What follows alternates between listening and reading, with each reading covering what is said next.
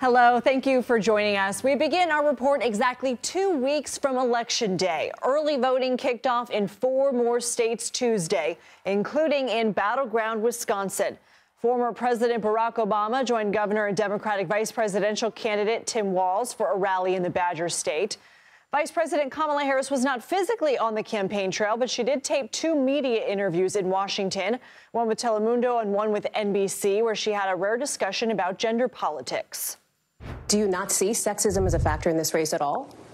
I don't think of it that way. My challenge is the challenge of making sure I can talk with and listen to as many voters as possible and earn their vote.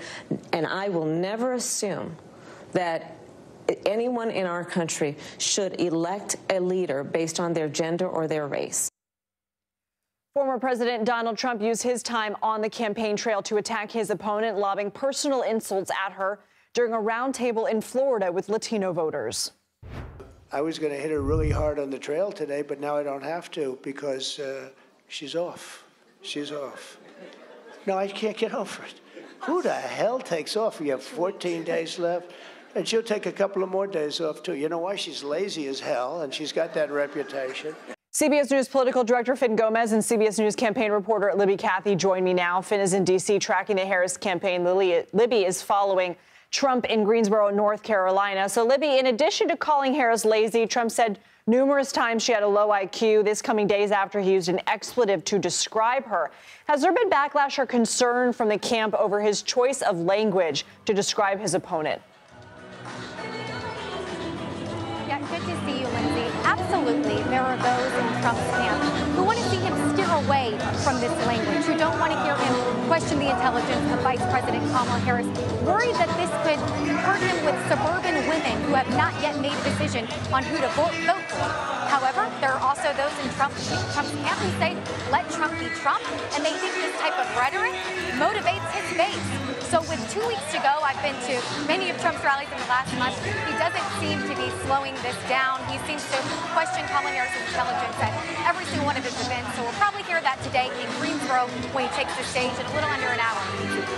Finn, it's not often that Harris discusses identity politics. She was asked about it on NBC. Why do you think she largely avoids it, and what do you make of how she responded to that question?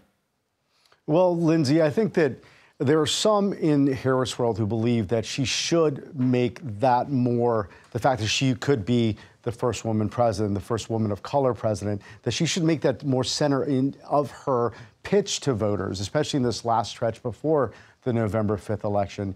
However, essentially, the Harris campaign strategy is to have as wide as a berth as possible when it comes to their coalition, and they really want to focus on Trump and make it about essentially a referendum on Trump. And if they expand that and they use maybe that 2016 model, if you remember, Lindsay, in 2016, Hillary Clinton made sort of this historic component of her candidacy central to her candidacy, and it sort of backfired. At least there's some who say that that's what occurred in 2016.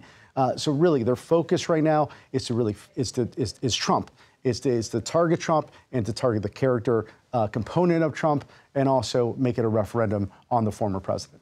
Well, Libby, Trump is reportedly set to sit down for an interview on one of the country's top podcasts, The Joe Rogan Experience. Is this more of the so-called bro vote that he's going after, or is there another strategy?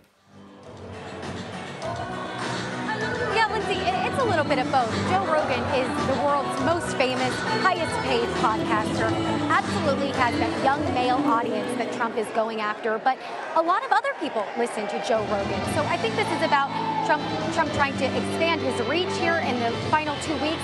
And you've seen some of these more authentic moments, the campaign says, come from Trump sitting down with these podcasters like Theo Vaughn a few months ago. So absolutely, this is trying to get that young male vote. But a lot of other people listen to Joe Rogan as well. He's going to be taping that on Friday in Austin, Texas. I'll also note that Vice President Kamala Harris will also be in Texas on Friday. She's going to have a rally to gin up support for abortion rights, trying to make that a top issue with 2 weeks to go here, Lindsay. Finn, there were some whispers briefly that Harris might also appear on the Joe Rogan Experience. So far, that hasn't come to fruition. But with Trump and this apparent push to rally the young male voter bloc, is Harris missing out on a key demographic?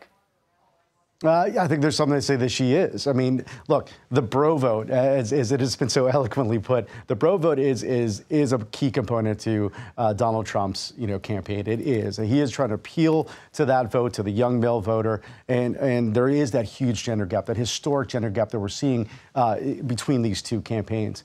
However, we have seen Vice President Harris go into places where it necessarily may not have the most friendly audiences. We did see her sit down for an interview with Fox News, and there are a lot of folks in her campaign and supporters who believe that she did well in that interview. And I think as we just heard by Libby, look, if she goes on the Joe Rogan show, she has the ability to reach, tens of millions, potentially tens of millions of viewers that she typically would not reach in this last stretch. Why not? Why not reach out to those? And it's a battle of margins, as you know, Lindsay, in these 7 battleground states. So that's why it's so key to reach out to the biggest, largest swath of the electorate that you can muster.